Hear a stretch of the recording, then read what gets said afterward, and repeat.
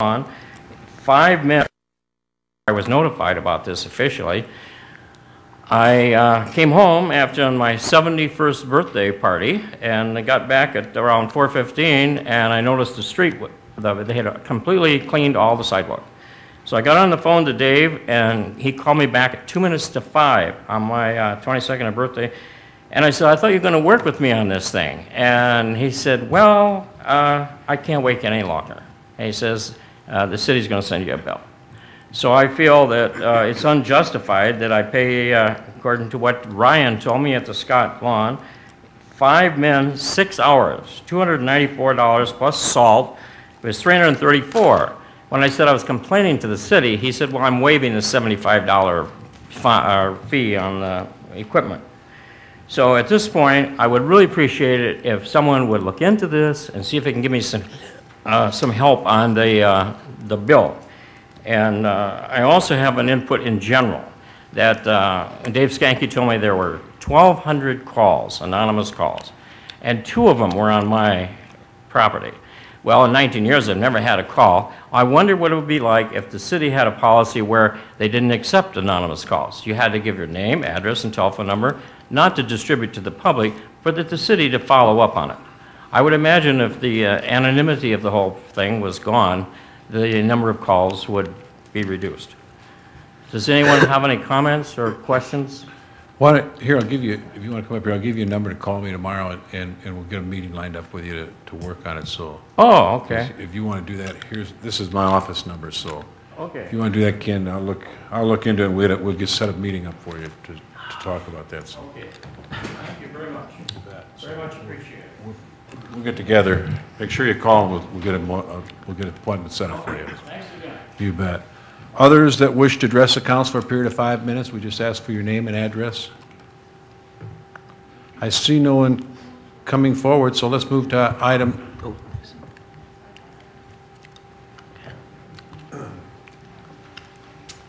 My name is Dorothy Stivers. I live at 6106 South Avenue in Sioux Falls. In my life, at least, we often ask ourselves, what's fair? And kids are always saying, it's not fair. Life isn't fair. Some people are born into wonderful, educated, well-heeled families. Other children are born in people of less income. Some of us are born not nearly as bright as our friends and neighbors. Some of us have physical handicaps. So fairness is not always possible. But I think we can work toward justice. As far as I understand it, all major religions talk about justice. We just said the Pledge of Allegiance, with justice and liberty for all. Is taxing food fair and just? I don't think so. Many, many places in the United States, they do not tax food. When food tax takes a larger percent of the income of low-income people than it does of those who have a better income, we are not treating those people fairly.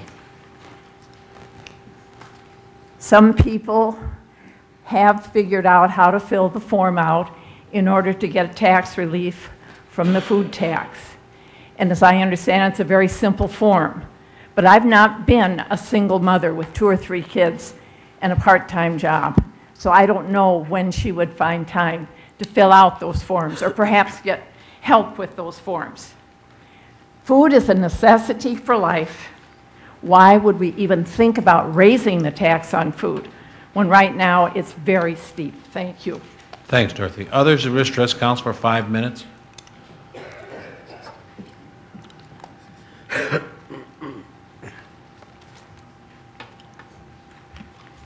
My name is Norma Carnegie, and I live at 5337 West Burnhamwood Drive here in Sioux Falls. I have to say I'm a little bit nervous. I have never talked before a city council before. But I'm also here to talk about taxes, sales taxes. We know that about 1/3 of the children here in the schools are on either reduced or lunch programs. I understand that you would like to, or were the big discussion about an estimated tax on the roads, which comes to about $3.8 million, which would cut into the low-income families.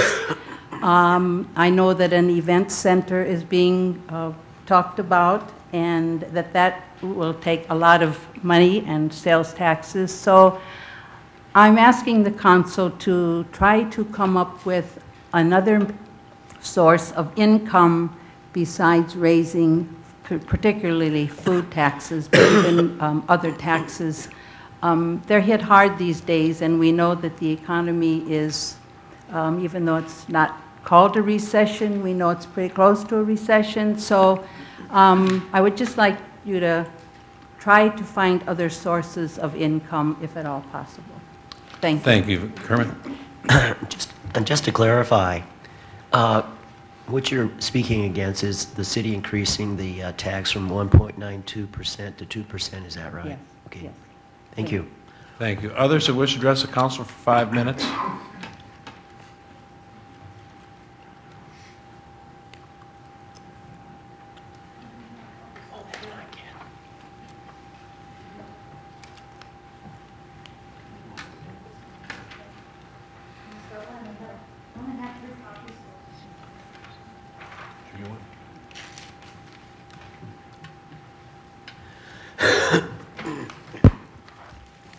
Mayor and City Council, I'm Kathy Brachtolsbauer, 2900 Poplar Drive here in Sioux Falls, and thank you for listening to our comments about the problem of the sales tax, because I understand you're considering raising it, and as it's been mentioned, it's on groceries. And so I was just alerted to this data that I'm sharing with you here just last week about poverty being on the increase since 2000 here, and unfortunately, the census data that's between the 10-year census data, census collections doesn't break it down for the cities, it's only the counties. So that's why this is the county data, that's as close as we can get. But of course, all these people shop in Sioux Falls, and there are people that we care about all over our counties because they're so connected to Sioux Falls, whether they're right in the city living here or not. So the surprising thing is how much the poverty has increased in our county just since 2000. This seems to be on the increase, and this was the Rural Sociology Department up in SDSU saw this and wanted to alert people, and so I'm passing on their alert to you. But you'll see in the pink line of Minnehaha County, it's quite a higher, I mean, quite a jump just in these years that are most recently data collected. So I want you to be aware of that. The first graph is people in general, and the second graph is children, which of course is an even more alarming thing to have that going even higher. I asked also if they had the data for the people just above that poverty line, because people who are considered low income are between 100 and 200%. And yes, whereas if you look at the top graph, that's 10% of the people below poverty. There's another 15% that are between 100 and 200% for a total of 25% of our county. And so this is a major concern for low-income people, and I want you to have that foremost in your brain when you make decisions about raising sales tax, since that's a higher percent of their income than it is for people more well-off. And I think we know that food prices are up. Dairy's up like 13% last year, meat up 5%, produce, of course, is up. And that's a big consideration too. And so at a time like this, I think it'd be very helpful. I know you can't control the prices. You can't take the tax off just food. You don't have the choices that you might like to be able to make, but you could help people by keeping that tax as low as possible. This would be a good time if we could possibly lower the tax, but certainly not raise it. So that's our plea here tonight, and we hope that you find other sources of revenue to cover the city needs. Any questions? Thank you, Kathy. Appreciate it. Others that wish to address the council for a period of 5 minutes on public.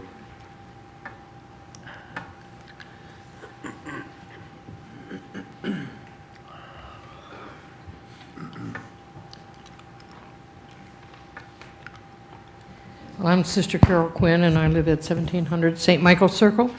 And I'm going to say somewhat the same thing. I teach refugees and immigrants in their homes, and so I teach a lot of poor people. We're particularly concerned about the immigrants, or those Hispanic particularly background, because hardly any of them, I don't think, make use of food stamps, the free things. Very few of them, I don't think, are, whether they're documented or undocumented, they're paying out of their own pocket, and often they have pretty low-level jobs. But not only them, but a lot of the single moms too, Caucasian or any other. When you think of how many are working in these gas stations and these 10,000 restaurants we have in town, and all these other little nickel and dime Wendy's and all that. You know, I read on the front page of the Argus recently that the waitresses at Frying Pan make $2.50 an hour. I know at Inca they do too, $2.50 an hour. So if it's a slower day and your tips don't come out very much, you haven't brought home much money.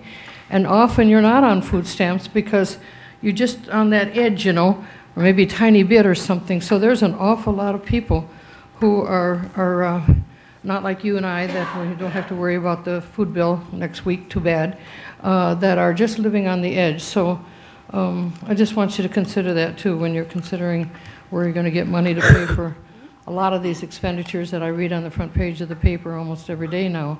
To just keep thinking that half of the city, is really hard making it nowadays. Thank you. Thanks, sister. Oh. Yeah. Okay, sister, sister. Kermit. Yes, excuse me for my voice this evening, but I was kind of curious that for lower income people, do they try to maybe eat out at really cheap places like McDonald's you and hardly Wendy's? see refugees eating out that I ever noticed, ever see. I don't. Even their African they don't have many African restaurants, but they cook at home. Immigrants mostly too. Now maybe there's a few of the Hispanic that would eat out at the McDonald's or something, or probably take it home more. But I don't think eating out, at least, and I've been doing this for 6 years. Eating out is not a big thing with them. They do more cooking at home, and particularly the refugees don't eat out. Yeah, I've always wondered about that because, sometimes you can get some really cheap meals at, McDonald's and Wendy's. You and want so them forth. feeding their kids that junk? Well, no, I'm just saying, I'm not saying every day. But the point I'm trying to make is that we even have a higher tax on food at these kind of restaurants that, many people eat out at. Because we have such a working population here in Sioux Falls. And people don't have time sometimes to cook food at home and things like that. And they're eating out at the restaurants, and they're charged even higher price, Well, you're right. higher tax on food. And when I see them bringing home stuff, I discourage it because but I don't see it much, to tell you the truth. Okay. I don't see waste in the food area much. Okay. Okay. Thank you. Thank you. Others that wish to address the council on any topic for a period of 5 minutes, give your name and address, please. Scott Erisman, 806 South 10th Avenue. I wanted to talk a little bit something different and touch on what they were talking about with the retail tax, food tax. What I hear a lot when I watch council meetings on TV or I come is progress. So I always hear from everyone, anybody who's against spending money on new projects is against progress. But a retail tax, whether it's on food, clothes, whatever, is a regressive tax because it harms the people who have the lowest amount of income spending on, such as a food tax. And we actually tax motorcycles and boats and RVs at a lower rate than what we tax food. That's not right. You guys talk about progress, but we fund it regressively. And there needs to be, I know that stuff needs to change on a state level. So obviously cities can't change all the laws, but you really need to find a different way to tax and to pay for projects than by taxing food, a necessity. We all need it. And luxury, I've suggested luxury taxes in the past, on things. I just can't understand why you'd have to pay more of a tax on a gallon of milk than you do on a motorcycle. It just doesn't make sense to me, but that's all I had to say. Thank you. Others that wish to address the council for a period of 5 minutes at this time? I see no one coming forward, so we will move into the regular agenda item number. Of what the ordinance says we have to do, and the orange card is really kind of your last, you know, we're serious about it and we'll still work with you, but you have to be reasonable that, you know, how much time is enough. Okay, and then that leads into the last question I have, and that's, Kenny has mentioned quite often when he has spoken before the council that he thought he had a kind of an agreement that you would be working together with on this, trying to get this resolved. I probably talked to Kenny 4 or 5 times, and every day it was, Dave, I need another day. Okay, Kenny, I'll give you another day. Dave, I need another day. Okay, Kenny, I'll give you another day. Dave, I need another day. So you're talking about a verbal agreement. He had 4 or 5 of them. And finally, you know, I have citizens calling and wanting to know, how come you guys aren't enforcing the ordinance? And I called Kenny, I said, this is enough, we're done, we're gonna get it cleaned. Oh, okay, now, I guess the impression I had from what he said before, he was very surprised when all of a sudden he comes home this one day and is completely clean, because did you tell him that, hey, forget it, Kenny, I'm done with talking with you, I'm going to have it cleaned tomorrow? That's correct. You told him that? That's correct.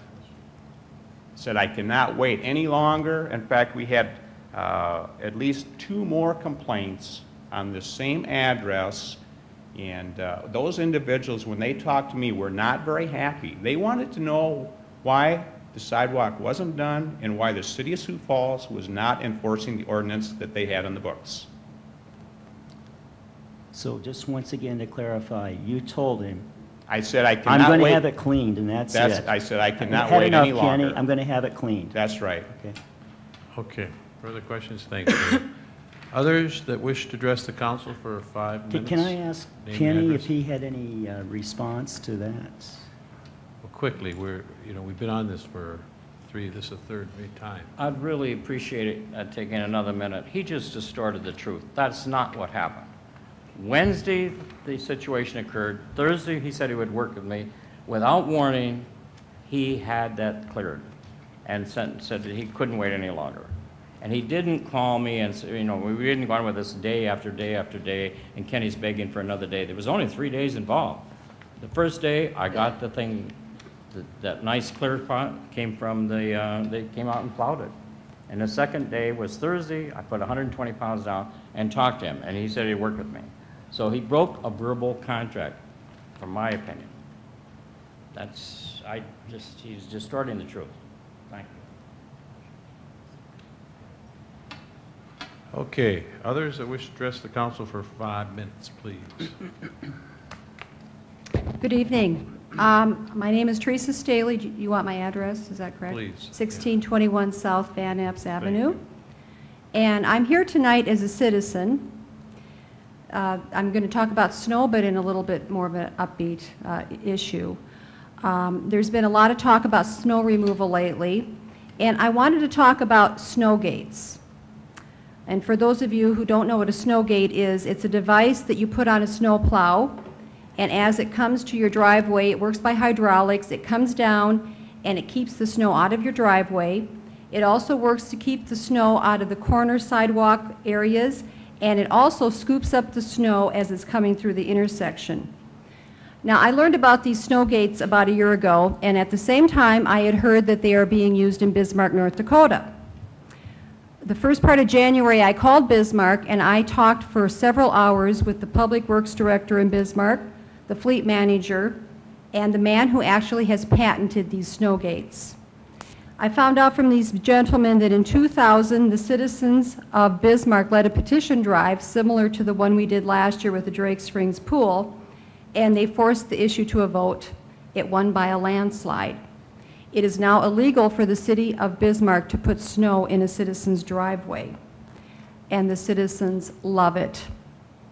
I then called the Henke Company, and you have their little brochure in front of you there, and they're out of Kansas, to find out how much it would cost to equip our motor graders and our loaders with snow gates.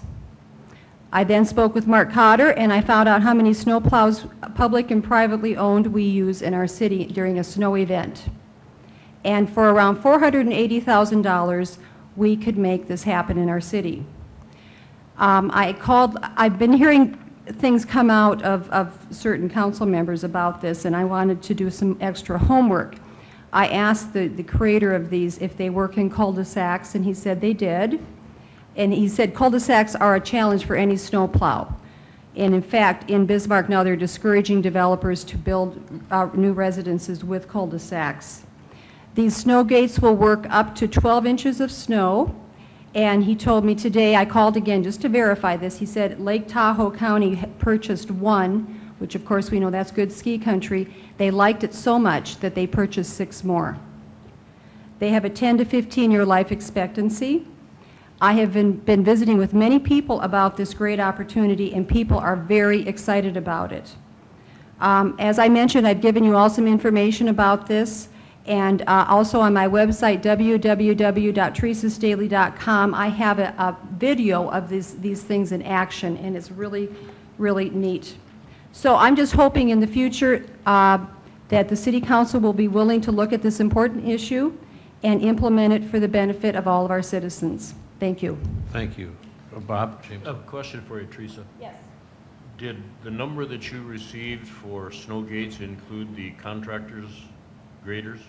Or just the city you mean, yeah, I asked Mark, you mean as far as the private owners? Yes. Yes, it did. And would you require the private owners? Well, now that's something we could work out, but these things can be taken off in, he said, about 15 minutes. So the number I gave, that 480,000, includes them in the equation. So that's something that could be negotiated. You know, would they buy their own? Would they use them from us? We'd want to find a place to store them. But I really think it's something that should be looked at and talked about. And again, I've been talking to my doctor. I mean, I got 1,200 signatures on my petition. I talked with those people. People are very, very excited. And I think it would be a great use of our taxpayer dollars. Okay, thank you. Others that wish to address? Mr. Mayor. Okay, Teresa? go ahead. Sometimes when they plow my road, they use a truck plow. Do they make these for truck plows? Now, on the truck plows, he said they could put them on a truck plow. That would be something they'd have to kind of work at. That's not as common as these the motor graders and the there were the 2 things I think. Let me see. I mentioned Loader, I think. Front end loaders. Loader. yeah, yeah. Thank you. But they're not as common. Others that wish to address the council for 5 minutes, name and address. Seeing no one that's coming forward. Restaurants downtown, sculpture walks, you got art galleries. There's just a whole host of things downtown. I just think that sometimes it would be fun to live downtown and be able to walk out of your unit and walk up the street and go to different venues that you want to go to. So yeah, I would enjoy that. And just to the north of us here, where we sit in the Annie Zabel Theater here in the Orpheum Theater Complex, a lot of construction is going to be happening in this coming year. It really is. You know, in fact, down on Main Avenue on about 4th Street, they're rehabbing the old Larson hardware building, and they start next year. And again, that's another option that people have to really enjoy it. And when we go across 8th Street and go to the east, hopefully we can make that kind of the arts center of what you have. You look at the different businesses that are over on that side, and 8th and Railroad, that boardwalk that is really got some fine, neat shops and some good restaurants. So you're just going to see a whole host of things, and you see the rehab, what they did with design. It's really worth coming down and seeing some of the improvements that have been made down here, and some of the ideas that people have really developed to make this downtown a fun place to be. And, you know, a place that you can shop and really enjoy an afternoon or a day. Yeah, it's going to be fun to watch. It is. Mayor Munson, thank you. Thanks. And those West District seat to the City Council are Bob Litz, incumbent, Dean Karski, and Dan Brooks. The candidates for the at-large seat to the City Council are Vernon Brown, incumbent, and THERESA Stehly. Welcome to the candidate forum for the Northwest and at-large districts for the Sioux Falls City Council. Nobody's more nervous than I am. So, on that note, we will begin with our opening statements. Teresa?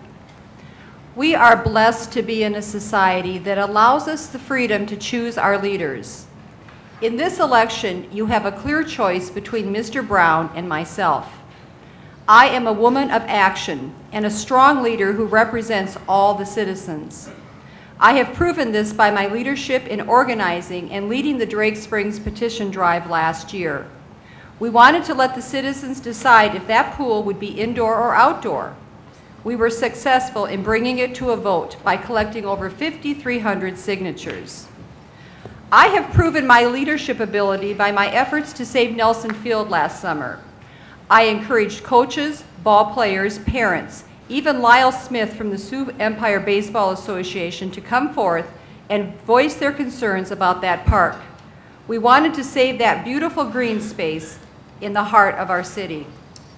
I have proven my leadership ability by my effort to bring snow gates to our city.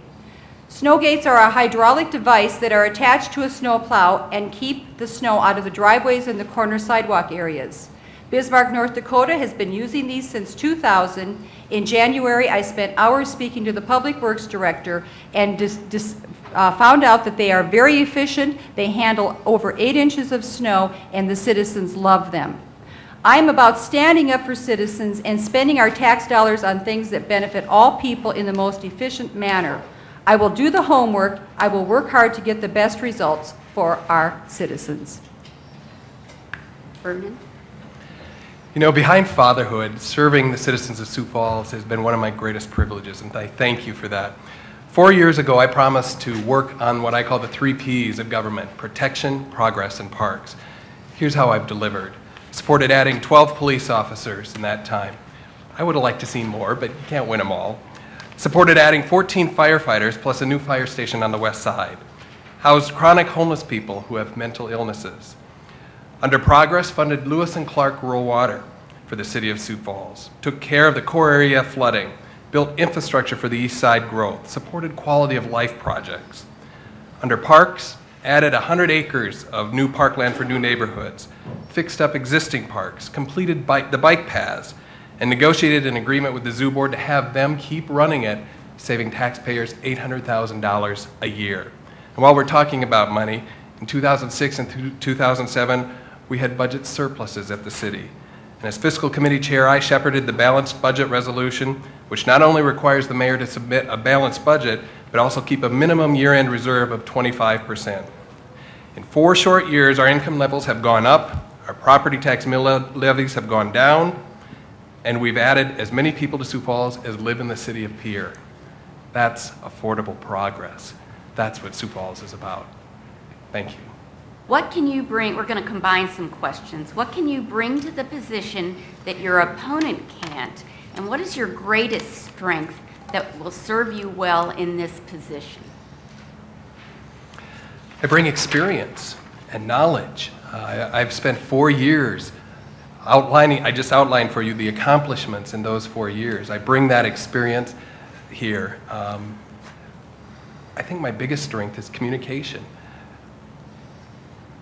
Whenever I'm walking through the community, people feel welcome to come up and talk to me, give me their thoughts on what they want the city to be and what they want it to grow into. And that's one of my favorite parts of the job, to be able to hear the vision and ideas and dreams of other people in this community and what they want it to be. And I've had the communications background to listen, to communicate to people. And I think those are the strengths that I bring to this job. Thank you. Some of the strengths that I bring. Well, I do believe, and I'm not saying that I think Mr. Brown is a good man. I believe I'm more in touch with the citizens. And I proved that last year when I went out for that Drake Springs pool initiative. We didn't want to lose our outdoor pool. And the council, of course, voted for the indoor pool. We went out and got all those signatures, worked very hard, and brought it to a vote and won, which proved that we were more in touch with what the average citizen wanted. Snow gates is another issue, came up in the Argus last week, even with the negativity that Mr. Brown gave in the Argus article about it, which was not accurate, by the way. The poll said that 68% of the people supported it, supported at least trying it. I'm a common sense person. I care about finding solutions for the everyday average citizen, for their lives. I'm a person who puts things into action. I will work hard to make it the best Sioux Falls that we can have for everybody. And I'll stay out there and pound the streets down and connect with people, because the average citizens are hungry for that, for someone who really cares. Okay, thank you. All right, our next question. What are your top 3 budget priorities? Dean? My turn? Yeah. Okay. Well, I sat through the CIP meeting last summer and listened to all the things that are being subsidized in our community. I was blown away. First of all, I would try to get that all together in one department so it's easy for citizens to understand what we're spending the sales tax money on. Then we're going to take a look at those things and make sure that they are really getting the best bang for their buck, that we don't have any excess happening. We want to make sure that we're doing the basic necessities in our city the best that we possibly can. And we want to put the brakes on extravagant spending. And that goes back to what Daniel talked about with roads, getting back to the common sense issues that we are providing, like I said, the basic services for the best price. And I don't think enough people ask questions on the council right now about what we're spending on. It's just like rubber stamped through. As I was sitting through these meetings, I was just very concerned that there wasn't more discussion. And it's not just a blank check out there. We do have a lot of debt, and I think people are concerned about that. Okay, thank you. Vernon, your top budget priorities. Public safety, water, and streets. Those are the 3 top priorities. You know, 85% of what we do on City Council deals with growth issues. So when you look at those 3 issues, public safety, those are issues we've addressed. You all know where I stand on having more police officers in Sioux Falls. Firefighters we keep up with, because every time we add a fire station, it triggers 14 firefighters to cover that growth. We don't have that same kind of a trigger in police, so that's very important. Water, we prepaid our $70 million for Lewis and Clark, but that doesn't mean that issue is over. As many of you have read and seen in the news, the water Lewis and Clark funding has been zeroed out by President Bush. So we will be revisiting that issue, and we will need the leadership to be able to communicate with our congressional delegation to make sure that we get that funding done. And then finally, streets. The City Council just weeks ago put an extra $4 million into fixing streets and adding new streets. So that's what we'll do. Okay, thank you. Next question. What will you do to improve public transportation? Teresa. Well, I spent 2 weekends at the Benson Flea Market, and the topic of the West Side bus service came up. And those people they said, hey, we got route number 10, and it takes you several hours to get from point A to point B. So first of all, we want to look at increasing services to the west side of our city, and that goes for more than just bus service. That goes for snow removal. Those people feel like they're an island out into themselves. I'm a big supporter of paratransit. I think we need to be doing that service for people. And I agree with Daniel that we need to be looking at making it more attractive and looking at the efficiency of the buses that we're using. Maybe we need to downsize, making sure that the size is fitting the need and the people that are actually using them. Thank you. Vernon? We are seeing an increase in ridership. In fact, last year, ridership was up 14%. But we are seeing a huge demand for more expanded routes and services. Currently, the Public Transportation Board is looking at that issue and figuring out how to finance it, because it is a very expensive thing to do bus service, but very necessary, especially when you look at gas prices right now. And in large part, that's what was driving up public transportation last year. So we are working on those plans, figuring out how to expand it and to finance it responsibly. Provides funds to worthwhile charities like Ronald McDonald House and Southeastern Behavioral Health, etc. Do you agree the city should help these groups? Well, I'm a strong advocate of tithing in my own life, and I believe you need to give back the gifts that you've been given. And I think as far as that goes into the subsidy area, those things need to be looked at. You do need to be careful that if you're giving to one organization, that you're giving to all of them. So that's something I think that would need to be reviewed, and as I talk with taxpayers, I don't think they're opposed to helping out certain elements of our society. We do need to have a heart. So I would be willing to look at that. Thank you, Vernon. There are so many good charities in this community, and it is a tough decision. You know, years ago, the city used to be more flush with cash. With the growth that we see and the demand for increased infrastructure, that isn't there anymore, and we need to re-examine whether we can do all of that charitable work with the city dollars, taxpayer dollars. So I'm in favor of looking at that. But there are some of those on that list that do provide services to the city. For example, the Center for Active Generations. That is among the list. It provides some valuable services to seniors in the community. There are drug and alcohol prevention programs that go on in the school district that the city has a contract for that's in those subsidy categories that's very important. It helps keep crime down in the community and aids our policing effort. So those kind of things, we probably need to go through that list and evaluate what things bring value to the city, because our job as city councilors, first and foremost, is to make sure we fund the daily operations of government. And it's hard to say no to worthwhile charities, but we do need to examine that very closely. To ensure that the Lewis and Clark project is built on schedule.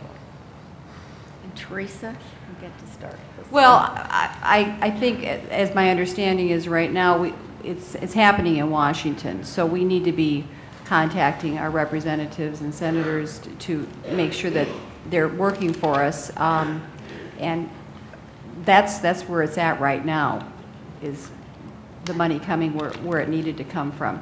Also, my understanding was our city had we had a reserve set aside for that money, and some of it disappeared. And we need to be watching that too to make sure we're not losing the reservoir that we have for that when the time comes. Okay, thank you. Vernon. If you're talking about construction, we are on schedule with the Lewis and Clark project. There, I believe it's just 11 or 16 miles left of the pipeline that has to be done. The good news is that in Sioux Falls, our wastewater treatment plant can handle the raw water. So once that pipeline is in place, Sioux Falls can start getting that water by 2012, and we will be in good shape. Much of the funding, the prepayment that we've done is paying to get that pipeline in the ground. Other communities need that wastewater treatment plant that needs to be built, and you've seen some of that information in the news. And that piece of funding is what we're going to have to go back to Congress for and say, let's get this funded. The president made a promise in Sioux Falls, South Dakota to fund that when he was campaigning here. So we need to make sure the federal government lives up to that. And I'm confident with the help from our congressional delegation, we will find funding for that. But the good news is the project is on schedule. The pipeline will be done, and we can handle that untreated water in our treatment facility. Do you use time for an elected board of at least 4 members to govern the Sioux Falls Park and Recreation Department? That has worked very well. Those people are volunteers. They are appointed by the mayor and approved by the council. That group is a dedicated group. There are many, many acres of parkland in Sioux Falls, and they're overseeing all of those. Not to mention the programming. Parks are such an important element to our community. When we build neighborhoods, we have to build parks. We have to make sure we're building neighborhoods, because parks are the place that we as a community gather and meet our neighbors. That's where we figure out who our neighbors are, we begin to build trust amongst each other, and it creates that sense of neighborhood. Think in Sioux Falls. How do you identify where you live? By the park that's closest to you, or by the elementary school that's closest to you? So I really hand it to our Parks Department for the hard work, the volunteer service that they give to this community. Thank you. Teresa. Well, I come at this from a whole different angle because we dealt with these people last year in the pool thing. I believe that there should be park board members from every district in our city. They are appointed by the mayor, they are the mayor's friends, and they are going to do the mayor's bidding. And I don't think that we have enough representation of all the different parks, the north side, the wherever. We need to have that distributed more fairly. The park board is a powerful group of people. They have over a $21 million budget to work with. And we've been going to their meetings. Very few citizens show up there. We would like to have their meetings web streamed so that we can see what's the decisions that are being made by this powerful group of people. And that's part of what I'm about, is bringing citizens into the equation. Let's educate people. Let's let people in our city know what's going on, because there's a spirit of distrust happening. But this park board situation, I encourage you to go to the meetings. It's hard sometimes to know where they're meeting because they move around every month to different parks. Okay, thank you. Okay, next question. Events Center. Are you in favor of it?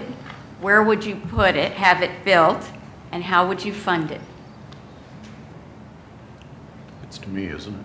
It is coming Okay. to Dean, yes. You start. Yes, I'm in favor of an event center. I think we're past due. We built our arena 50 years ago just about. And by the time we get an event center, it will be 50 years.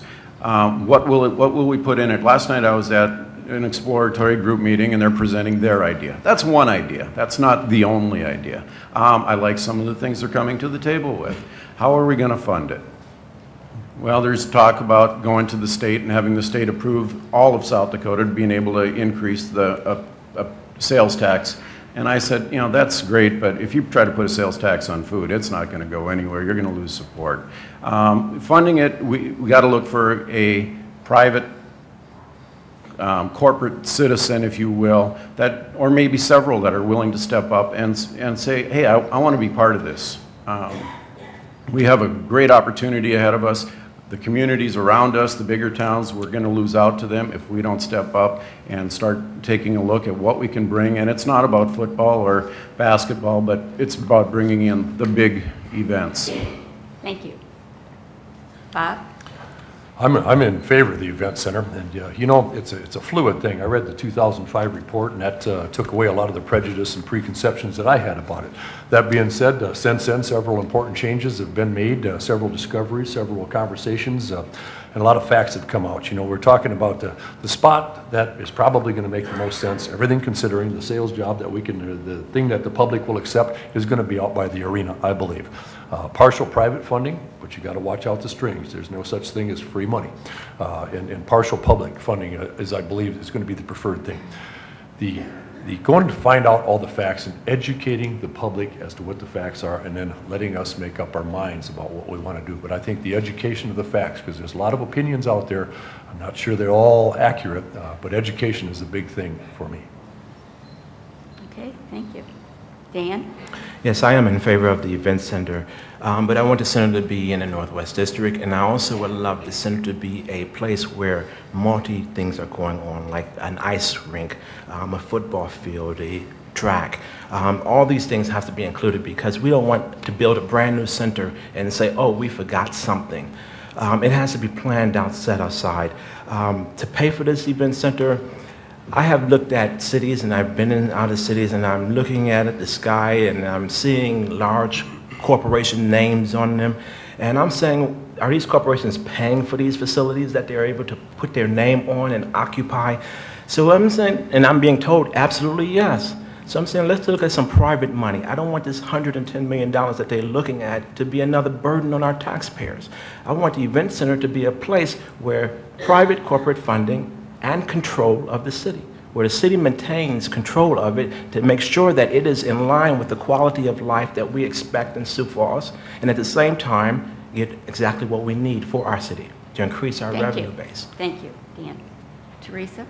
I do not oppose an event center. I have been visiting with many people, and there's lots of different ideas floating around out there. I think we have not involved the citizens in this equation yet.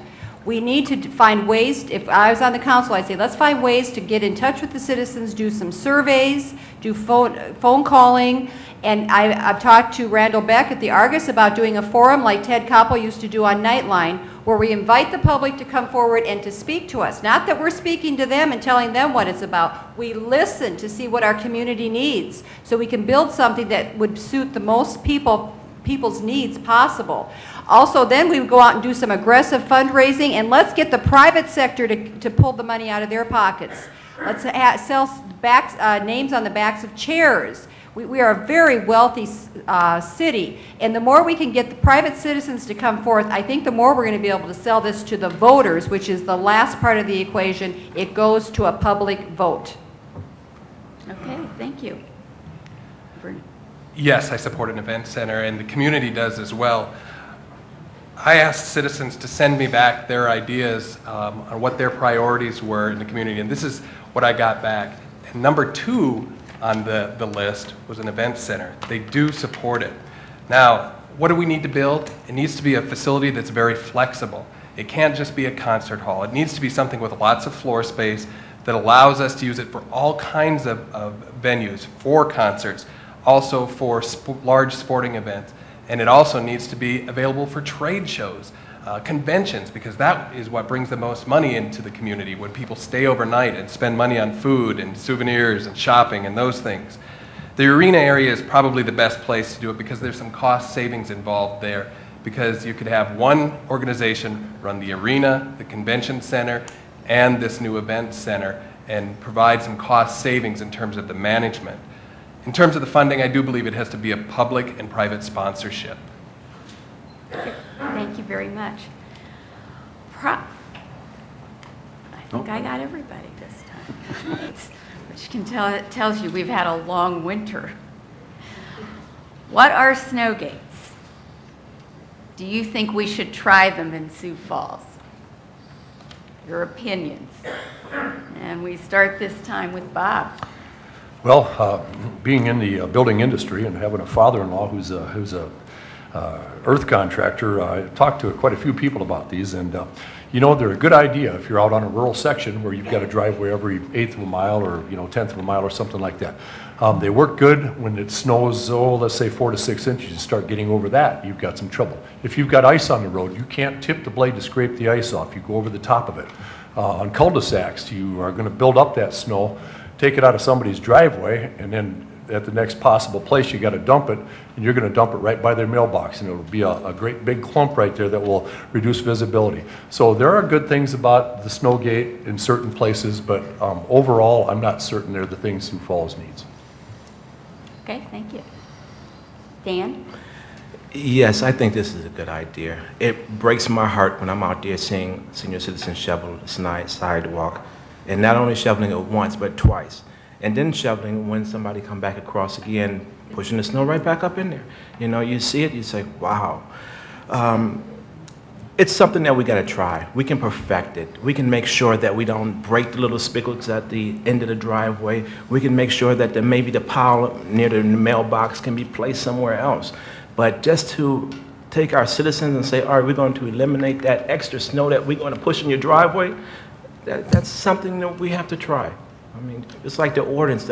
I was sitting out there the other day at a city council meeting, and the guy was complaining because they sent him a $350 bill because he did not shovel his snow in time. We understand that it's going to trip, but the ordinance is, wow, we didn't even give this gentleman a chance. We just stuck him with a $350 bill. We told him what we wanted him to do. He didn't do it, so he got it. Okay, thank you. Teresa. Well, what's amazing to me is that I'm the only person in this room who's talked to anybody from Bismarck about this. And they're the ones who've been using this since 2000 when it was implemented in a petition drive, unless Vernon's called them recently. But the snow gates have been very effective there. They've worked up to 8 inches, Bob, on the snow. The company even says they've only had 8 inches. The company says they'll work up from 10 to 12 inches. I also called the vice president of the company on Saturday. I said, would you let us have one free to use? It's me against the city. He said, Teresa, we can't give it to you free, but we'll give you a discount. I mean, let's just get him in here and try him and make sure that we got people around to watch and make sure they're not doing it just to throw a wrench in it, doing it effectively. But it sounds to me like we need to go to Bismarck, we need to look at this, we need to do our homework and make sure that we're making decisions based on lots of information. And now, Kevin Smith told me he had a conversation with somebody from Bismarck in 2002. They've never heard from Sioux Falls. Okay, thank you. Vernon? I want to tell you a quick story. I got a call from an 81-year-old woman the other night who asked me about snow gates. And you know, in leadership, you have to do what's right, not what's popular. There's nothing I would have rather done than tell her that, yep, that'd solve your problems. We've done the research. They don't work. In fact, I read recently in Juneau, Alaska, they quit using them this year because the operator said they break every 6th driveway or so. Bismarck doesn't use them in a snow emergency. That's their policy because they don't work in heavy snow. Their snowgate budget has doubled in the last 2 years. They're a much smaller community than ours. You do the math, it would cost us more than $1 million a year to use snowgates, and they don't work. I would rather, it's an issue of need versus want.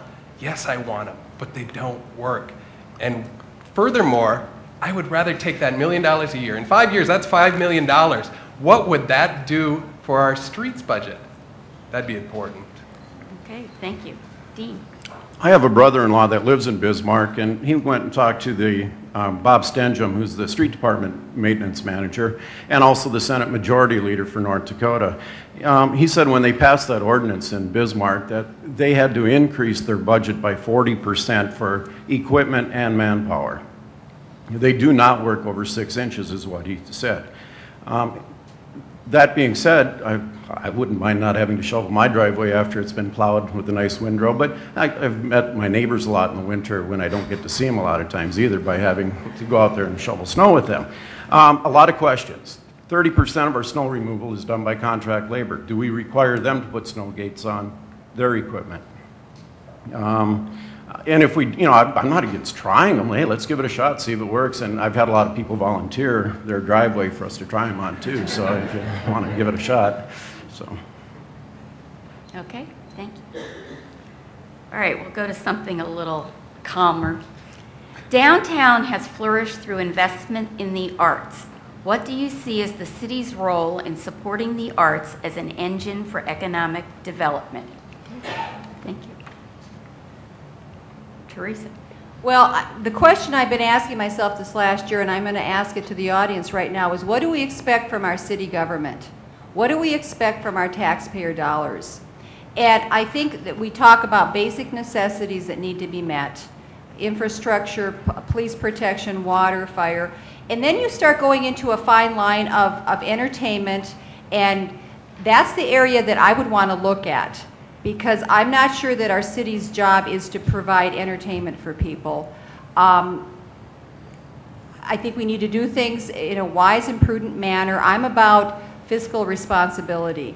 And so as the I looked through things that we're funding in the CIP. I have some questions about some of those things.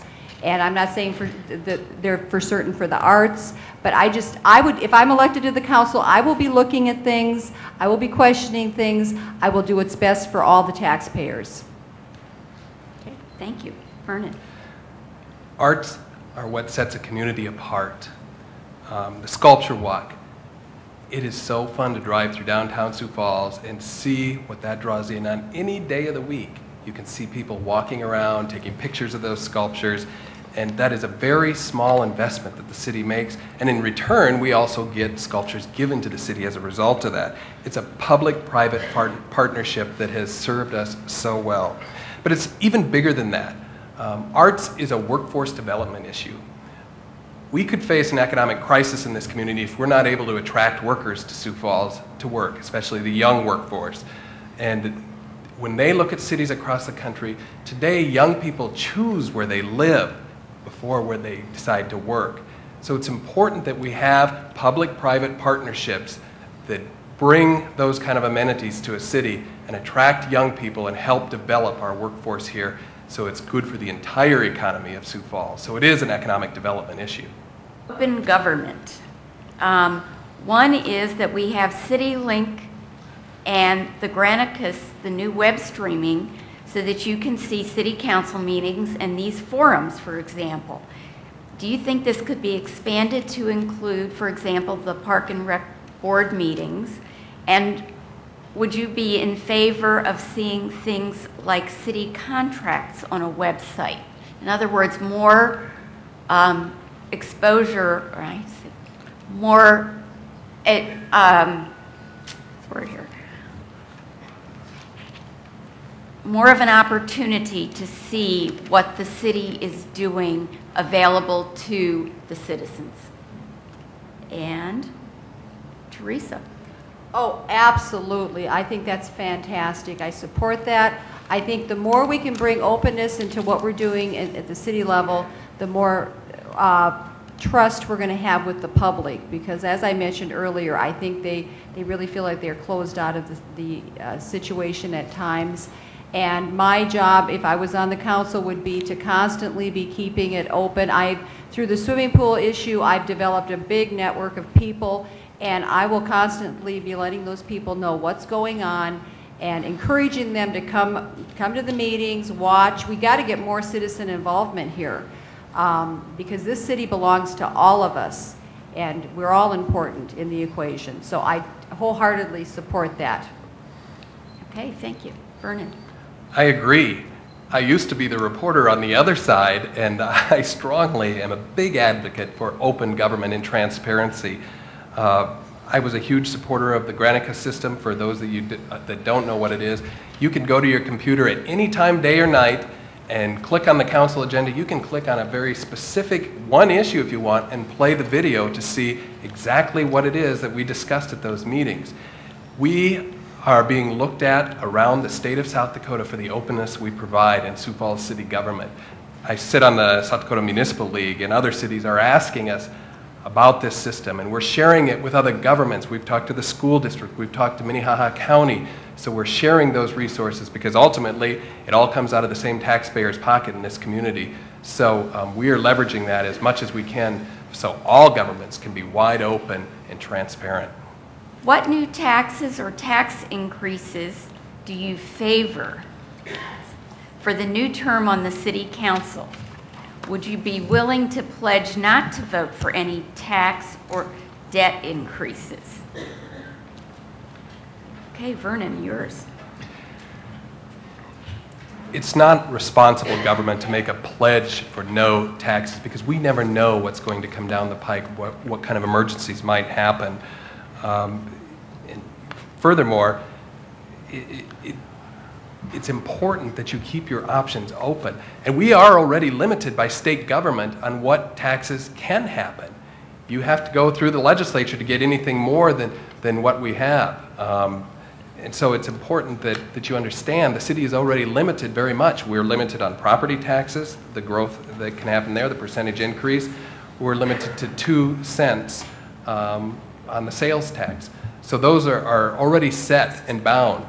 In terms of future taxes, one we may have to look at, I don't think now is the appropriate time, but one we may have to look at is leveling off that second penny sales tax for the infrastructure growth in the city. It's a tax we've been paying until 2004. It's a tax that could be important for helping that infrastructure. Of lowering the sales tax. I don't think, especially on food and on our heat. So I am opposed to raising taxes. I think we need to dig down and look at the books, as Daniel said. I agree with Daniel on so many things. But we need to make sure that we're getting the best bang for our buck. And Mr. Brown just talked about spending $1 million on snow gates, but he didn't have a problem approving $1.5 million for those frills for the library. And it's all about priorities. What are we going to spend our money on? And I think we need to get to Bismarck, by the way, because I talked to the Public Works Director last week, and he told me those snow gates worked very well. So we're getting lots of conflicting secondhand information here. Let's go down there, let's talk to him, let's see him in action. Okay. Thank you.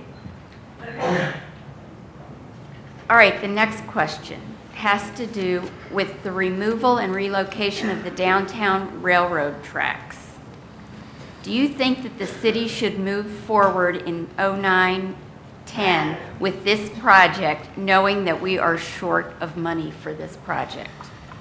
And okay, thank you. And once again, I just agree with what Daniel said, that we need to make sure that this is something that's needed. If we don't have the money for it right now, then it's called needs versus wants, and that's the end of the story. Okay. I agree. If we don't have the money, we don't do it. It's that simple. This program, excuse me, is a federally funded program. It was $42 million. If that money is available, there are some reasons to do that downtown. It's a safety issue, especially given that our downtown has become revitalized. There's going to be more traffic there. And you've seen the revitalization of our downtown, so it could become an important factor. And it could be a rare opportunity for us to open up properties downtown and grow our city even more economically. But the bottom line is, if the money isn't there from the federal government, we don't do it. Tax abatement for developers. Should we adopt a policy whereby the developers pay more of the bill for infrastructure and maintenance, and the city not be saddled with the bill? And I agree, it's something I would need to study a little bit more to see how that balances out with what they're getting from it, with what they're giving to us. But on that same vein, I do want to talk about roads, because people are talking about the quality of roads that developers are putting in. And I think we need to look at that to make sure that they're using the same standards that we're having in other parts of our city, which I'm not sure what kind of quality that is either. But we're assuming that there's going to be a high level. Someone said to me, why are our roads decaying so fast? Well, is it how they're being built? It's a good question to dig into and find out, are they using substandard materials or what's going on? I'll tell you one thing, I will do the homework, and people who know me know I dig down to the bottom of the barrel. So we'll find out what's going on and make it right. Okay, thank you. Vernon? Tax abatements are an economic development issue. You know, many cities, many states give taxpayer cash out to businesses coming into a community or businesses expanding the community. We don't do that in Sioux Falls. We act more responsibly, and we look at very closely, we use these very prudently and look at this as an economic tool. Our tool chest is not very big in what we can offer businesses wanting to come to our community, because we don't hand out cash. What we do is give tax incentives. Tax abatements is one of those pieces of legislation that we have as the City Council in order to do that. So it's a way for us to attract businesses and attract better jobs to the community. We use it very prudently, and it's a good way for us to make sure that we are growing our economic base. Due to attract business to Sioux Falls, and Sioux Falls is the successful community we enjoy because of visionary leaders. Where would you rank yourself in being a visionary to make our to move our community forward? And I'll read that again. Sioux Falls is the successful community we enjoy because of visionary leaders. Where would you rank yourself in being a visionary to move our community forward? And combining in that, what can you as a council member do to attract business to Sioux Falls? And Dan? I would rank myself as 9.5. The vision that I would build for them: safe streets, wonderful roads, wonderful playgrounds, parks, a place where children can come and grow and develop, learn, get a good education, excellent high schools, grammar schools, every opportunity that one would want in this place. Coming from a large city like New York City, Buffalo, New York, coming to a place like Sioux Falls, I mean, it's a wonderful community. A community place where you can knock on your next door neighbor and say, can I actually borrow a couple of sugar? Where you can call your actual official government and say, hey, council member, I would like to meet with you and talk to you and discuss some business or some activities that's going on. I mean, it's a wonderful place. And this is the vision that I would build for them. This is the vision that I would interpret to them so that they will understand how wonderful this community is. Yes, we're a farm community that growed beyond farming. Thank you. Well, my vision for the city is that we work to make the best use of our resources possible. And I want to propose something called a Citizen Appreciation Day. We have the zoo, we have the pavilion, and we have the Arts and Science Center at the pavilion, Great Bear, and the Arts and Science Center. Those are all subsidized by taxpayer dollars. I propose that 4 times a year we open those things up for free and let people come in. We call it Citizen Appreciation Day. Using our resources to benefit everybody. This would go so far to bring people to the table and make them feel like they're a part of our community. I'm visionary as I would think about using our resources, as I said before, and bringing everybody into it, because I believe it's citizens first. Thank you. Vernon? I'm a practical visionary, and I think I've demonstrated over the last 4 years that we do that through affordable progress. I told you in the beginning remarks that I made that we've added a population base the size of the city of Pierre to this city. And we have done that with no tax increases. In fact, in the sales tax, it was decreased. We've done that with no tax increases, and we've done it without truly interrupting any of our lives. We had 3,500 people a year to Sioux Falls. That's like adding the city of Canton. And we do it seamlessly because city government works, because the city council is making policy decisions that make it work. Leadership takes vision, and I think I've demonstrated that very well. And I do it in my job every day at SDN Communications. One of the first things a new business looks for when they're coming to Sioux Falls is what kind of telecommunications and broadband services are available. I was at the table when ADP came to Sioux Falls to visit with us to see if this was a community for them. I'm at the community, at the table, anytime a new business looks at Sioux Falls.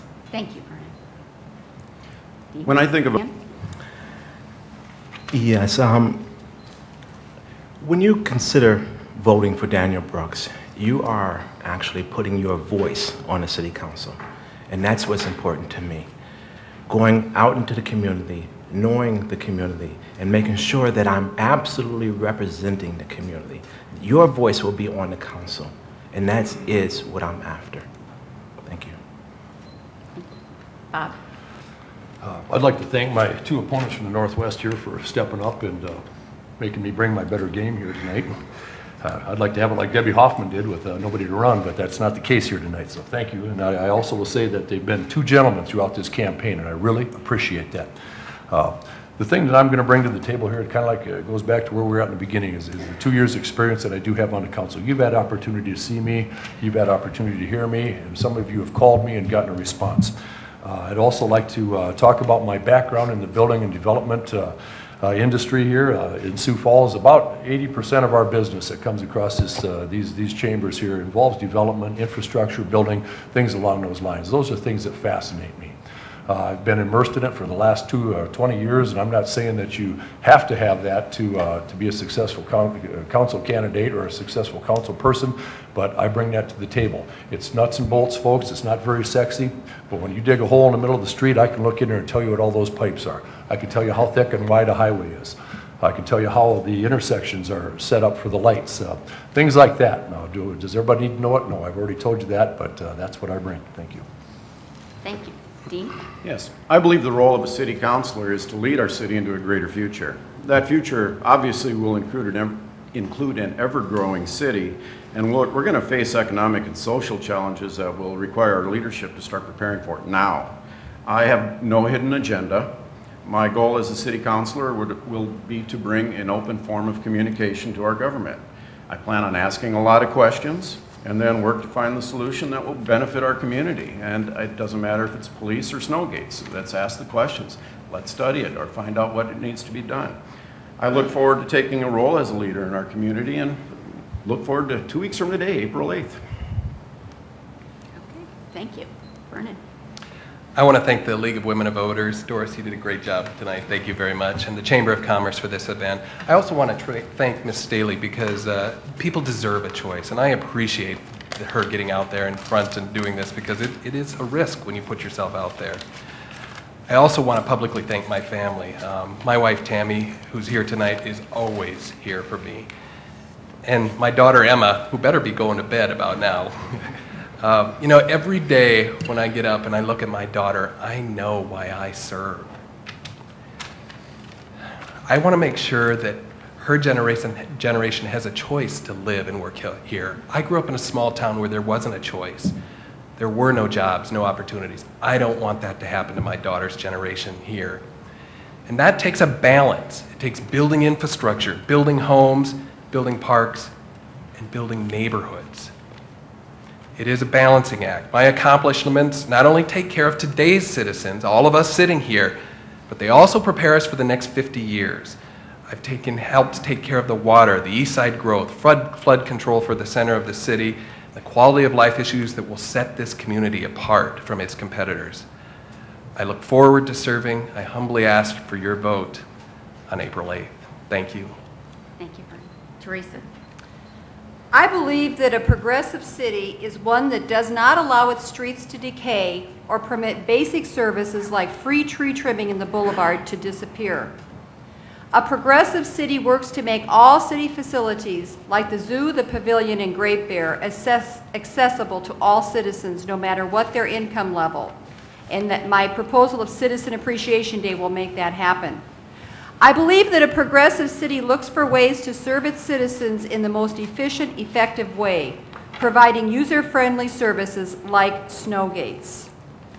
I have proven my commitment to serve the people in this city by my actions as a concerned citizen. I will bring the same enthusiasm and spirit of encouragement for the public involvement with me to the council as I work for common sense in spending and, most importantly, putting the citizens first. Thank you, and I'd like to thank all of the candidates for their participation this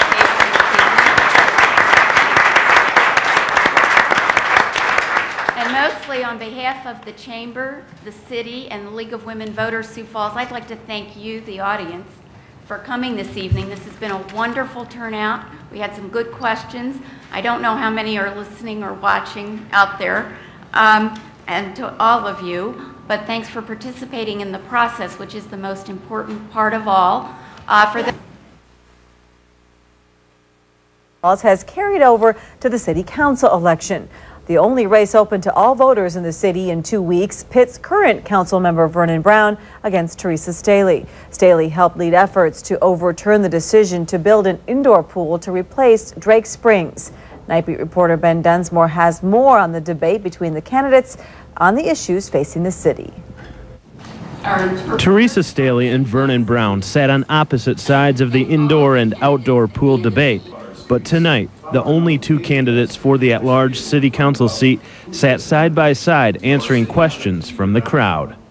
In 4 short years, our income levels have gone up, our property tax mill levies have gone down, and we've added as many people to Sioux Falls as live in the city of Pierre. I am a woman of action and a strong leader who represents all the citizens. I have proven this by my leadership in organizing and leading the Drake Springs petition drive last year. The candidates touched on several other important issues, like the future of the Lewis and Clark Water Project, which had its funding cut out of President Bush's 2009 budget.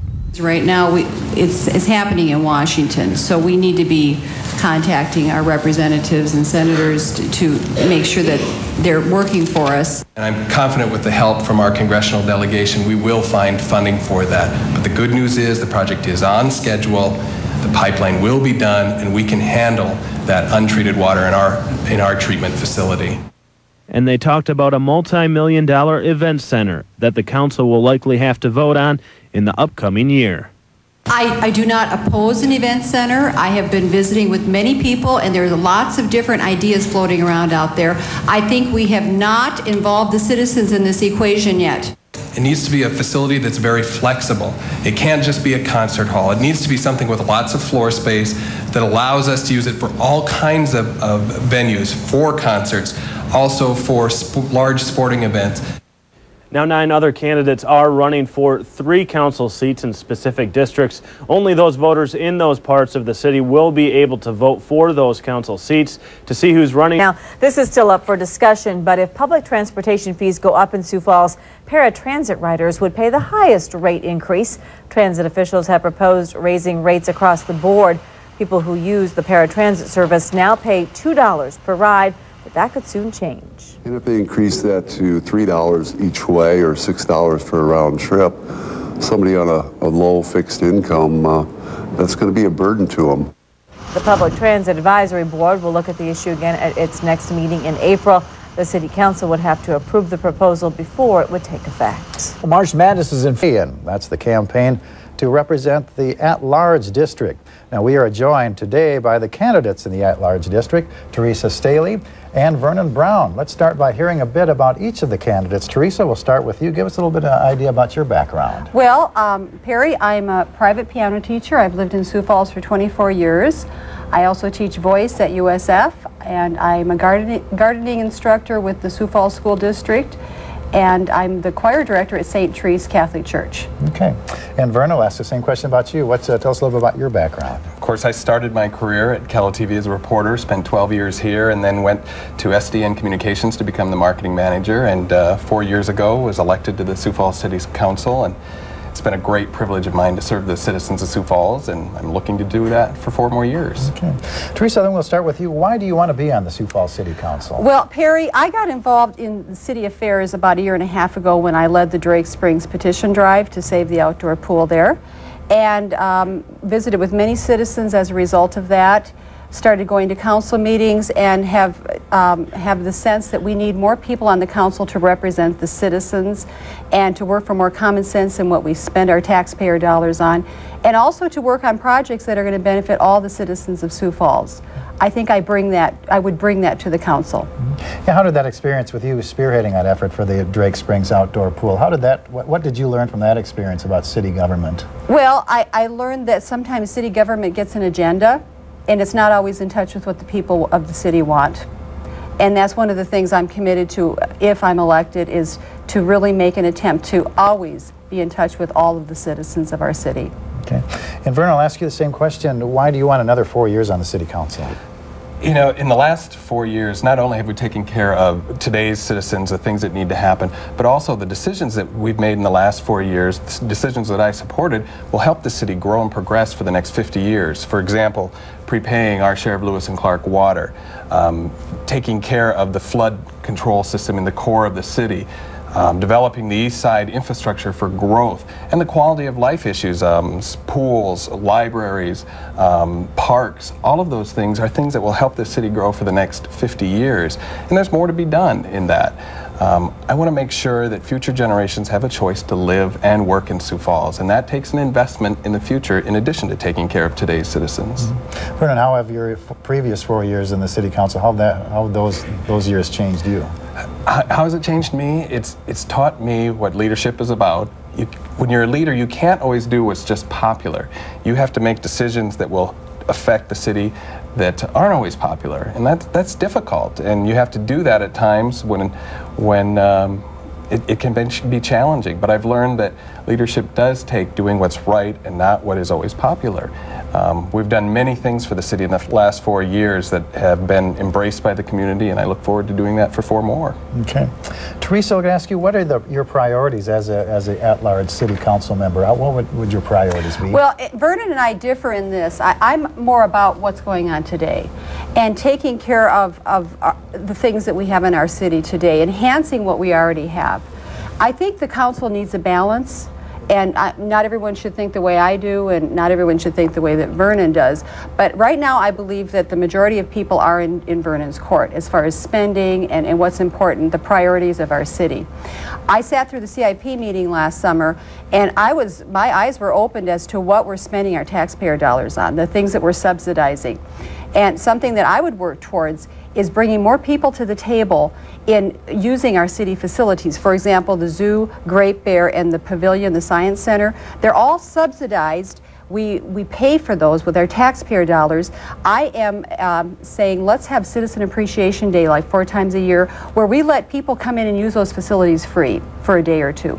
I think that would make people feel like they're more a part of our city, and they're using facilities that we're already funding. So I'm working towards those types of things. I think our roads are a huge issue, and we need to pour more money into those. I am opposed to raising the sales tax. I've said that many times. I think we can dig within the budget and find ways of doing things as efficiently as possible so that we will have extra money to spend on those basic necessities that we need. Okay.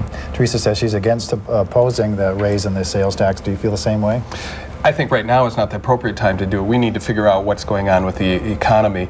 But we, as a city, have just this year, it added an additional $4 million to build new streets and also to maintain existing streets. So we're making that progress, and the developers have said, we'll step up and do an additional $6 million a year if you look at figuring out a way that you can put additional money into the system.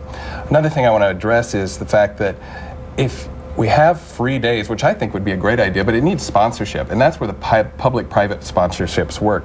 But if you have free days at the zoo and the pavilion and those things, who's going to make up for that lost revenue? That would come back to the taxpayers having to fund that subsidy even more. So, in fact, months ago, I talked to Steve Hoffman at the pavilion about, can we find sponsors to do like free Fridays or events like that?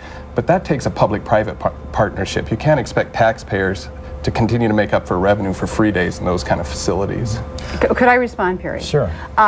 We did have free days at the pavilion, and my understanding is that we've eliminated those. My thought was, let's take days like at the zoo where there is not a lot of attendance. We're already staffing those facilities, so that we wouldn't have to add more people to it, but we would just be using what we already have. I am about making the best use of things we already have, and eliminating waste and excesses from everything we do in our city. Doing it very effectively, efficiently, and for the benefit of all. Okay. Vernon, give us an idea what your priorities as a at-large councilman. You know, they fall under what I call the 3 Ps of government: protection, progress, and parks. Public safety, making sure that we have officers. We added 12 in the last year. We added 14 firefighters because we have a growing population. We're adding a community the size of Canton, Sioux Falls every single year, and that takes additional public safety. In my 4 years, we've added enough people to equal the population of Pierre, and in that time, we've only added 12 officers. I would advocate we do more. Under protection or progress, the things I already talked about, making sure we get the water, taking care of the streets and adding additional streets for our growth, and then also the quality of life issues that set us apart from other communities our size and in our region. And then finally, parks. It's important that we have neighborhood parks in the community because that's where people gather, that's where we meet each other, that's where we create a community. In my time on the council, we've added 100 acres of parkland to the community and completed the bike trails, making sure we're able to maintain that. It takes a balance to run a city. And you know, in the last 2 years, we've ended the calendar year with budget surpluses, and I championed the balanced budget resolution that makes sure that the mayor presents a balanced budget to us. So we are using the money effectively, efficiently, and based on the surveys that the newspaper did some time ago, people are very satisfied with the way our city is progressing. Mm-hmm. Theresa, one of your platforms is saying putting a stop to extravagant city spending. Mm-hmm. What's your definition of extravagant? Would you like a definition? Sure. How about the $1.5 million that we added to the library? After we had already given several million to do the updates, we had some extra money and put those things on the library that many people felt were extravagant. That's what I'm talking about. And we have that, which is, those are not needs, they're wants. And then when I proposed the snow gates, and Mr. Brown has refused to even try one of those out the past 4 years. I would like to try those out. I think that is something that could benefit everyone. From what I've heard from Bismarck, and I've talked with many people from Bismarck, in fact, we had a letter to the editor from the man who actually patented those. They work very well. For $1 million is what Mr. Brown said at the debate last week, that it would be $1 million to do this. To me, and a lot of people, that would make more sense than the library updates, those little extra things we added on to that. Mm-hmm. That's what I'm talking about. Let's talk about that. Sure. First of all, what about the spending on the library? Is it too extravagant? We're looking at it's not apples to apples here. We spent $1.5 million. What that did was put a flooring in so the library could be more usable for computers for its lifetime, and it was $600,000 to add the amenities to the outside of the library. The difference is that total spending was $1.5 million for a library that will last us for the next 50 years and bring it up to standards that the other outlying libraries have. What Ms. Stehly is talking about with Snowgates, it's not a one-time expenditure. It'd be $1 million plus every single year for something that doesn't work. There are 4 cities that we've found that use Snowgates. Bismarck doesn't use them when there's a snow emergency, when there's lots of snow and you would think you'd need them the most, because they don't work.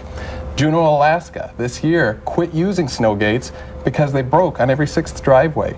If you want to be fiscally conservative, you have to do the research first and make sure that they work. Why spend money on something that has proven not to work in other cities? And I would ask Mr. Brown, how many people from Bismarck have you talked with? I've not talked to any. That's what the city staff has done. Well, They've done the research. and I talked to the city report. staff when this came out in the Argus, and I talked to Kevin Smith, and it turns out that in 2002, he had a conversation with someone. He didn't write it down. He doesn't know who it was. So this is all based on this one conversation. I have talked with the man who was the public works director there at the time, several times. And he said that they work fantastic. They love them there. He was against him initially, and he said now it's a fantastic thing. This is troubling to me because we're making decisions and no one's really digging down and doing the homework on this. So, and even if we could try them for $6,000, that's really pennies in our budget, which, by the way, we're $250 million in debt. So. Let's talk about that. Well, we are. We'll talk about these issues after a break. We'll have more from the candidates of the at-large council seat. After this, you're watching Inside KELOLAND. Welcome back to Inside KELOLAND. There's only one race that everyone in Sioux Falls will be deciding. We're joined by the two people running for the at-large position on the city council, THERESA Stehly and Vernon Brown. Now, before the break, we got into discussion about city finances. You were saying, THERESA, that the city of Sioux Falls is $250 million in debt. I've been sitting through council meetings and watching our finance director tell us that we have this wonderful credit rating, so we can continue to borrow on it. And many people that I know in our city, including myself, I have a great credit rating. I do not borrow to the max. I'm very concerned and careful about how much credit I get into. So I think our city is extending itself into debt, and a lot of people are not comfortable with that. Vernon, is their bookkeeping accurate? It is $250 million, but what she doesn't tell you about is which would she not support. In my 4 years on the council, this is what we borrowed money for. Lewis and Clark Water, to prepay our $70 million. Infrastructure for the east side, that was $40 million to pay for the growth for the east side for the next 40 years. The other thing would be the core area, the flood controls for the drainage system. That was about $40 million. And the other thing would be the $25 million for the quality of life issues. The pool, the parks, the library. Which of those would she give up? She isn't talking about. But that doesn't add up to 250. No, that's 170. I said this is what, during my time on the council, we borrowed money for. Now, if you don't borrow money, you'd have to raise taxes. We couldn't raise taxes high enough to pay for those issues. The water, $70 million. We're borrowing for those things to help spread that out so future citizens that will benefit from these projects will help pay for them. Otherwise, the retired little old lady in the north end is going to be having huge property and sales taxes to pay for growth that she'll never benefit from. That's why cities borrow money. And it's important that cities do that and spread it out so future citizens can help pay for the benefits they'll receive someday. Okay. But yet, well, let me just say, we borrowed all this money, quality of life, whatever. Our streets are in horrible shape. We haven't, I guess, borrowed the money to pay for those. Also, we've lost services. For example, tree trimming used to be free on the boulevards. Now it's costing $150 on up to have that service that we used to have as citizens free. I asked Don Kearney a few weeks ago what happened to the free tree trimming. He said, Teresa, we couldn't keep up with it. So now they keep up with it, but they charge us for it. Those are the kinds of things that I have a problem with, and I would work to eliminate that and bring things back into balance. Well, we're going to have to leave it at that. We have more issues to discuss. Already? Maybe a little less controversial issue. We'll talk about the event center now. Vernon, we'll start with you. We're going to start with you, Vernon. Where do you stand on an event center for Sioux Falls? I support it. 2 reasons. It brings economic growth to Sioux Falls, and also it's a workforce development issue. What needs to happen is, first, we have to have private help. There has to be donors out there that will help fund this, because otherwise it can't be done. Secondly, we'd have to figure out the funding mechanism to make it happen. Third, when we're talking about a facility, it needs to be something, not a concert hall like we're seeing in Sioux City, but something that has lots of floor space, more on the model of what Fargo has done, because that provides you a flexible building that can hold all kinds of events, including trade shows and conventions, which are the biggest money makers. And they would come in, conventions and trade shows, and they stay here, they spend money on hotels, food, buy things in our shops and stores. It brings sales tax revenue to the city and exposes more people to Sioux Falls. One of our biggest challenges in this city is going to be workforce development, having enough workers in the healthcare facilities, in every retail sector, all of those things. And if we don't keep up and make sure that we grow this city in the correct manner, our economic impact here is going to shrink. Our property values will go down, we will lose jobs, and the very people that are making the least amount of money in this community are going to suffer because they will be the first to lose jobs. That's why we have to keep continuing the effort to grow this community economically, and the event center is one way to do that. Okay. Teresa, where do you stand on an event center for Sioux Falls? Perry, I do not oppose an event center. I've been talking with literally thousands of people about this. There are so many opinions out there of what people would like to see in this facility. Some people want an enlarged arena. It needs to be updated. Some people want a venue just for concerts, which Dana Dykhouse told Vernon and I that he doesn't think we'll be able to bring more than 2 to 3 concerts in to Sioux Falls a year. This is nothing, it cannot sustain itself on concerts. They're not that popular, correct, Vernon? Correct. He did say that. Some people do not want to see Howard Wood destroyed. Personally, I would like to preserve Howard Wood. However, destroying that is what is making this football thing happen that Dana Dykhouse is proposing. So we've got all these different things. Where is it going to be? How much is it going to cost? My proposal is let's go out and get some public input right now. Let's do some surveys, phone surveys, door-to-door surveys. Let's have the Argus leaders sponsor a forum like the town hall meetings that Ted Koppel used to do on Nightline. Get people involved so they're part of what's happening here. And then let's get a diverse group of people together to talk about the information we've gathered, come up with something that's going to benefit the most people in Sioux Falls so that the most people can use what these taxpayer dollars will be supporting. Then we go out and we go to the private sector, we go to individuals like you, and we say, hey, Perry, can you give us $5,000 and we'll put your name on the back of a seat. We have a lot of wealthy people in our city. Let's bring them forth because they're probably going to be the ones who are using this more than others, and get lots of private money involved, and then we put it to a vote. That's my proposal. Well, we're going to have to leave the discussion at that. Thank you very much, Teresa Stehly and Vernon Brown, for joining us for the at-large candidates of the Sioux Falls City Council. Now, in addition to the City Council races, voters will also be deciding on proposed changes to the city charter. We'll review that part of the ballot after this. If it's leather, it's on sale now at Home for voted for who they wanted to see on the City Council. 4 districts were up for grabs tonight. In the Southwest District, Greg Jamieson came out on top, earning 70% of the vote. In the Northwest District, Bob Litz overcame 2 opponents to earn a spot on the City Council. And in the Northeast, Kenny Anderson Jr. earned just over 54% to win his seat. And in the contested at-large district, Vernon Brown beat THERESA Stehly, earning just over 61% of the vote. A lot of people watching that race between Brown and Stehly. KSFY's Caitlin Hadeka joins us live from the Minnehaha County Auditor's Office with the details of that particular race. Caitlin? You know, Leslie and Brian, it was a very exciting race here tonight at the Auditor's Office. As these ballots started to come in once the polls closed and were counted, Stehly and Brown jumped places quite a few times. But in the end, Vernon Brown will be spending another 4 years on the City Council. This has been a long, hard campaign, and it feels great tonight. You know, behind fatherhood, serving the citizens of Sioux Falls has been my greatest privilege, and I'm looking forward to 4 more years.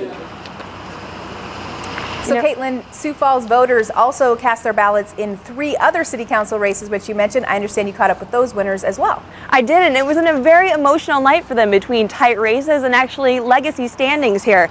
Now, incumbent of the Northwest District, Bob Litz, was another candidate with a very tight race. He jumped places with opponent Dean Karski a few times before taking the win. Now, for Kenny Anderson Jr., his dad previously served on the council, and, you know, it was emotional for him. Greg Jamieson says he's just excited for his first year on the council. I think that it's an affirmation of the voters in the city basically feel that we're moving along in the right direction, and I do too. I just can't even describe it right now. It's something that I really wasn't sure if it was going to happen or how close it was going to be, and it's just turned into a wonderful night. We worked really hard to get here. We did a lot of things, had a lot of great people help, so we're just very excited. And as you guys can see, very exciting night here tonight. Caitlin Hadeka, KSFY, live in Sioux Falls. And now for more on our Vote 2008 coverage, we are joined by Mayor Dave Munson, the mayor of Sioux Falls. Thanks for being with us tonight. Glad to be here. Glad to have you here. This is a big night for incumbents, Vernon Brown, Bob Litz, also for political legacies, Kenny Anderson and Greg Jameson. What does that say to you, if anything? Well, I think when you look at the incumbents that ran tonight and really ran well, I think it shows the direction that we're heading. The voters are happy with that. And when you look at two new ones, I mean, they've got a legacy of family behind them, and so I think it's just exciting to see that they can follow in their father's footsteps, you know, and I know both of their fathers very well, and when Kenny Sr. was alive, so it's an exciting night for all of them. Sure. All right, thank you, Mayor. We'll check in and get a little more insight from you in just a moment. Yeah, stay with us right here. Also on the Sioux Falls ballot, 10 proposed changes to the city charter. Now, those are the rules our elected leaders have to follow. 4 of the higher profile amendments include Amendment A, which voters did approve tonight, allowing the mayor to forego taking part in the city's retirement plan, which would save taxpayers money. Now, in the past, the mayor had to take part, even if he or she has another retirement plan in place. Voters also approved Amendment B, which forbids city council members from holding other city offices or city jobs to avoid a conflict of interest. Amendment E also got a green light tonight. It allows the city council to spend surplus city money other than what was approved in the city budget, but only if the mayor gives approval. And Amendment H will also become part of the city charter, allowing citizens to more easily trace city government spending by making budget documents available at libraries, city hall, and on the city website. A complete rundown of all the amendments is on our web channel right now at ksfy.com. All right, let's talk about these amendments here for a second, specifically this one that says that the city council can spend surplus money, but only if the mayor gives the approval. You know, yeah, and we work very closely with the council on all appropriations and on supplementals and that, so you know, I think it just more clarifies what we're going to do, and we'll continue to work with the council and make sure it's done. I think a lot of people would agree that language in there gets a little confusing sometimes, but this can mean a lot to the taxpayers, these decisions that come out. And it can, and much of what happened to the charter revision, for much of it is clarification. You know, we're always looking at, we got the charter revision committee, and they'll stay in place until 2010, and so they'll be looking again at other things, so it just clarifies what we have. All right. Mayor Dave Munson, glad to see you tonight. Hey, Thanks for spending some time with us on KSFY. Thank you very much. Well, a lot of races are going on in surrounding. Sioux Falls at-large Councilman Vernon Brown holds on to his seat. That is just one of the elections that we're covering tonight in Keloland. A host of communities voted on a variety of issues. We'll run down the results. But first, voters in Sioux Falls have spoken, and Councilman Vernon Brown wins another term over THERESA Stehly. In the city's Northeast District, Kenny Anderson Jr. will take over for Kevin Kavanaugh.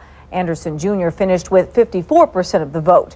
In the Northwest District, Bob Litz, who had been appointed to the council, won the seat with 54% of the vote. And in the Southwest District, Greg Jameson won with 71%.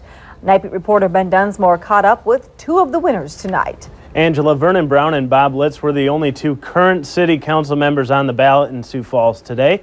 And both candidates say the fact that they were re-elected shows that voters have confidence in the direction of the city. Brown celebrated winning a second term on the council with family and friends. Brown says tonight's vote is a vote for the future.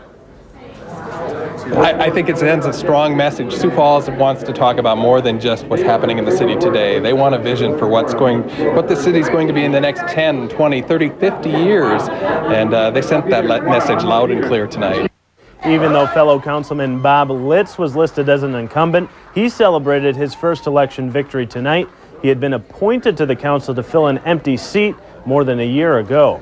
I think basically this city is moving along in the right direction. We're moving the right way, and most folks seem to realize that.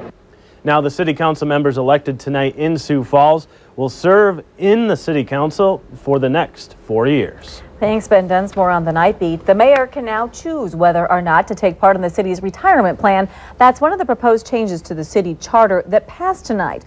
All 10 proposals were soundly approved by Sioux Falls voters. 2 of the changes involve not allowing city council members to also work for the city. 3 changes deal with the budget, and 3 others concern the city's capital improvement program. The 10th Amendment sets an earlier deadline for candidates to file petitions to run for city office. Well, voter turnout may have been dismal at just 14%, but for City Elections Officer Deborah Owen, every vote counts. That's why she leaves her desk at City Hall and travels to various polling places around the city. Owens helped explain the proposed changes of the city charter to voters like Tony Hammerston. I just really think it's great that people are coming out to vote, and if we can help them in this process and help them with anything that might be confusing, or they might want to help understand or have help understanding how the ballot works, or how, you know, whether they have, some people actually are even confused about at-large and the district races.